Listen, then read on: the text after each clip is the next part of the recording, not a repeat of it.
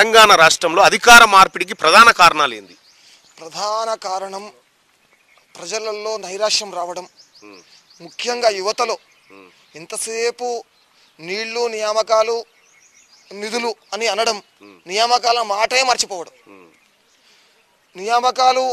నియామకాలలో జరిగిన పరీక్షల్లో కూడా అన్ని అవకతవకలు జరగడం, ఇది యువతను బాగా దెబ్బతీసింది. వాళ్ళ యొక్క మెదడు మీద తీవ్ర ప్రభావం పడి, అరే ఎంతో కష్టపడి చదువుకున్న పరీక్షలు ఇట్లా ప్రశ్నపత్రం లీక్ అయిపోతుంటే మన భవిష్యత్తు ఏం కావాలి? మనం తల్లిదండ్రులు రెక్కాడితే డొక్కాడని బతుకులు వాళ్ళు కూలినాలు చేసి మనం చదివిస్తుంటే, మనం ఎంతో కష్టపడి చదివితే కూడా ఆ పేపర్ లీక్ అయిపోయి ఆ యొక్క పరీక్షను వాళ్ళు రద్దు చేయడం, మళ్ళీ ఉద్యోగం వస్తుందో రాదు అనేటువంటి నైరాశ్యంలో ఆత్మహత్య చేసుకున్న వ్యక్తులు కూడా ఉన్నారు. అరే ఇటువంటి స్థితిలో మనకు ఉద్యోగం రాదు, మన తల్లిదండ్రుల ఆశలు మొత్తం ఉమ్మైపోయినాయి, నాకు ఉద్యోగం రాదని చెప్పి నిలువున ప్రాణాలు తీసుకునే వ్యక్తులు ఉన్నారు. ఇది యువతలో బాగా ప్రభావం చూపించింది. రెండోది, ఉద్యోగ వర్గాలలో కూడా ఇంతసేపు మబ్బులలో నీళ్ళు చూపించడం, వీళ్ళు ముంతలలో నీళ్ళు వారవసుకున్నట్టు చేస్తారు. అయితే ఈ ఉద్యోగాల్లో కూడా మీకు ఇది ఇస్తాము అది ఇస్తాము, పే స్కేల్ ఇస్తాము, ఇది ఇస్తాము అది ఇస్తామని చెప్పి ఏడుకొచ్చిందంటే నా జీతం నాకు ఇరాని దండ పెడతారు. విషయం ఏంటంటే, మా నాన్న రిటైర్డ్ టీచరు, ఆయన ఇంకేం పని చేసుకోలేడు. ఆయన యాక్చువల్గా డయాబెటీస్ పేషెంట్, టీబీ పేషెంట్. ఆయనకు మందులకే మీరు నమ్మండి నవ్వుకోండి 16,000 రూపాయలు ఖర్చు అవుతాయి. చెప్పేది నగ్న సత్యం. ఆయనకు 24వ తారీఖు వరకు కూడా పెన్షన్ పడేది లేదా? నిజంగా ఎట్లా బతకాలి? ఇక మీ కొడుకుల గురించి చెప్పండి ఏముంది? కొడుకులు వాళ్ళు బతికేదే కష్టం ఉన్న కాలంలో 16,000 రూపాయలు నేను పెట్టుకునే పరిస్థితులు ఉన్నా. మాకు పెద్ద ఆస్తులు లేవు, పాస్తులు లేవు, కేవలం పెన్షన్ మీదే ఆధారపడాలి. నాకంటే ఇంకో వ్యాపకం ఉంది, నేను భక్తా అనుకోండి. కేవలం ఆ యొక్క రిటైర్డ్ టీచర్కు ఇంకో ఆసరా లేనప్పుడు ఆయన యొక్క పరిస్థితి ఏంది? మొన్న ప్రభుత్వం దిగిపోయే సమయంలో 29 తారీఖు నాడు పెన్షన్ పడదండి. 24వ తారీఖు ఇప్పుడు ముందు చెప్పిన 29 తారీఖు నాడు పెన్షన్ పడ్డది. కేవలం పెన్షన్ని ఆసరా చేసుకొని బతికే వ్యక్తుల జీవితం ఏంది? ఇది కూడా రిటైర్డ్ ఉద్యోగస్తులలో ఉద్యోగ వర్గాల్లో కూడా ఇది ప్రధాన కారణం. ఏంటంటే సకాలంలో జీతం వేయకపోవడం.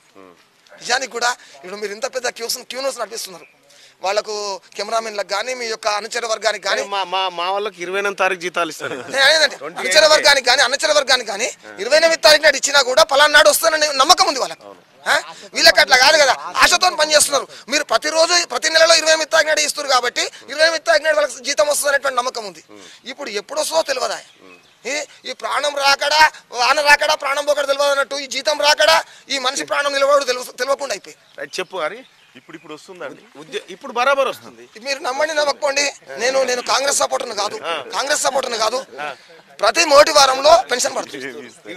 ప్రతి మొదటి వారంలో పెన్షన్ పడుతుంది. మీకు కావాలంటే నేను బ్యాంక్ స్టేట్మెంట్ చూపిస్తాను. ఓకే, మంచిది. ఇప్పుడు మేము అనేది ఏంటంటే, తెలంగాణ ప్రభుత్వం ఉన్నప్పుడే ఇప్పుడు వాస్తవానికి మాదాపూర్లో నీళ్లు ఉండకపోయింది. నేను సర్పంచ్ చేసినా కదా, మబ్బుల 3 గంటలకు లేచి నల్గొండకి వెళ్ళిపోవాలి, లేకుంటే బిందెలు పట్టుకుని ఇంటికి గట్టుకు వచ్చి. ఇప్పుడున్న సర్పంచులు హాయిగా నిమ్మలంగా పండుకోవచ్చు. ప్రతిరోజు నీళ్ళు వస్తున్నాయి. ఇవన్నీ 4-5 వాటర్ ట్యాంకులు మాదాపూర్ పుష్కలంగా వాటర్ వస్తున్నాయి. ఎట్లా వస్తున్నాయి? ఈ నిధులు నియామకాలు అన్ని చేస్తేనే కదా. ఇవన్నీ గవర్నమెంట్ చేస్తేనే కదా. ఈ వాటర్ ఇంత దూరం మనకు కాళేశ్వరం నుంచి ఇక్కడ వాటర్ రానికి గవర్నమెంట్ ప్రభుత్వం ఖర్చు పెట్టిన డబ్బుతోటే కదా ఇంత దూరం పైప్ లైన్స్ కానీ ఇవన్నీ జరిగితేనే ఇప్పుడు మనం వాటర్ తాగలుగుతాం. కాళేశ్వరం నీళ్లు ఈ ఊరు దాకా వస్తున్నాయి. అవును, అవే కదా. ఏడా ఇప్పుడు మనం తాగే మిషన్ భగీరథ వాటర్ అవే. ఎవరు చెప్పారు? నేనే చెప్తున్నా. ఎవరు చెప్పారు? అట్లేం లేదు అన్నట్టు, అట్లేం లేదు. ఇప్పుడు నీళ్లు లేనప్పుడు నేను సర్పంచ్గా ఉంటే వాగులో నీళ్ళు వేసి వాళ్ళ కేవల తండకు 24 hours అంతకుముందు షెడ్ కట్టింది. ఒక ట్యాంక్ ఉండే, 2వ ట్యాంక్ ఎప్పుడు ఓవర్ఫ్లో ఇచ్చినాం. అప్పుడు కోమారెడ్డి వెంకరెడ్డి కాంగ్రెస్ ప్రభుత్వమే ఉన్నది. అప్పటికి కూడా నీళ్లకు ఏం షార్టేజ్ లేదు. అన్ని HDP పైపు అన్ని వేసి PVC పైపులు ఉండే అవన్నీ తీసేసి కూడా కొత్త లైన్లు వేసినాము. నీళ్ళకు బాగానే ఉన్నది. ఇప్పటికి కూడా మనకు ఆ గోదావరి జలాలు అనేవి మాదాపురం చెరువులో ఎప్పుడో ఒక్కసారి అది కూడా ఏదో అట్లా కొద్దిగా వచ్చినాయి, అంతేగాని ఆ నీళ్ళని ఇప్పటికి కూడా మనం వాడుకుంటలేము. మాకు కాలువలు లేవు, అవన్నీ ఇంకా ఇన్కంప్లీట్ ఉన్నాయి. అది చేద్దామనే వరకే అది ఉన్నది, అది ఫెయిల్ అయిపోయింది. సరే, అది ప్రభుత్వం తప్ప ఎవరిదా అనేది అందులో మేము కూడా పనిచేసినాం. కానీ ముఖ్యంగా ఏంటంటే ఆ పార్టీ ఓడిపోవడానికి కారణాలు వాళ్ళు రకరకాలు చెప్పినా లేని ఆశలు కల్పించారు. నిరుద్యోగ భృతి ఇస్తామన్నారు, అందరికి డబుల్ బెడ్రూమ్లు ఇస్తామన్నారు, ఎవరు అడిగాని స్కీములు బీసీ బంద్ అన్నారు, ఎస్సీ బంద్ అన్నారు. వాళ్ళు పెట్టిన బంధులే వాళ్ళని బంద్ చేసినాయి కానీ అది ప్రజలలో లేని ఆశలు కల్పించేది కాదు. ఇప్పుడు కాంగ్రెస్ ప్రభుత్వం 6 పథకాలు పెట్టింది, తప్పనిసరిగా అది అమలు చేసే తీరుతుంది. కాకపోతే కొంచెం టైం ఎక్కువ తక్కువ ఉంటుంది. ఇప్పుడు ఈ 2 పథకాలతోటి 4వ పథకం అయిపోతున్నాయి. ఆ 2 పథకాలు కూడా తప్పనిసరిగా రేవంత్ రెడ్డి గవర్నమెంట్ లో తప్పకుండా ఇవాళ 2 స్కీములు ప్రారంభం. ఆ 2 పథకాలు రుణమాఫీ అవి కూడా కంపల్సరీ చేస్తారు. మరి చేసిందే చెప్పాలి. వాళ్ళ ఆశలు ఎక్కువ చెప్పారు, తప్పు కాదు. ఆశలు ఎక్కువ చెప్పారు. స్టేట్ 90 లక్షల చిల్లర రేషన్ కార్డులు ఉంటే రేపు ఇవాళ ఇవ్వబోయేది 94 లక్షల రేషన్ కార్డులు ఉంటే ఇప్పుడు 30 లక్షల మందికి ఇస్తున్నారు. మిగతా ఊకుంటారా? వాళ్ళతో ఎలిజిబుల్ ఎవరు ఉంటే వాళ్ళకి ఇస్తారు. ఎలిజిబుల్ ఉన్న రేషన్ కార్డు ఉన్న వాళ్ళు అందరూ ఎలిజిబులే కదా. వైట్ రేషన్ కార్డు ఉన్న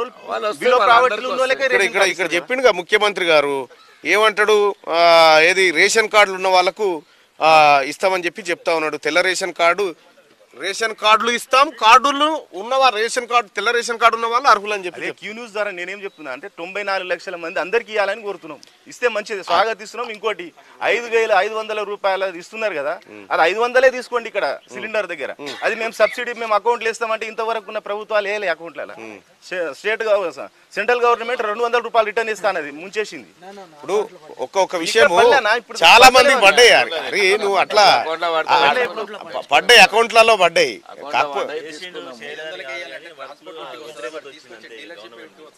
చెప్పారు కదా మీరు చెప్పారు కాబట్టి ఇవ్వాలంటున్నాం మేము. నేనేమంటున్నా, టిఆర్ఎస్ పార్టీ ఇక మేము ఇది చేసినామని ఏదన్నా ఒక స్కీమ్ చెప్తే అందులో అవినీతి బయటికి వెళ్తా ఉంది. ఇటీవల కాలంలో మొత్తం 100 రోజులు కాలేదు కదా, ఇంట్లో అవినీతి వెళ్తుంది, ఇంట్లో అవినీతి ఎక్కువ వెళ్తుంది. కాదు, ఇప్పుడు కరప్షన్ చేద్దామంటే కూడా కాసులు లేవు ఇక్కడ. కరప్షన్ చేద్దామంటే కూడా కాసులు లేవు ఇక్కడ. మొత్తం సృష్టిస్తారు ఇప్పుడు.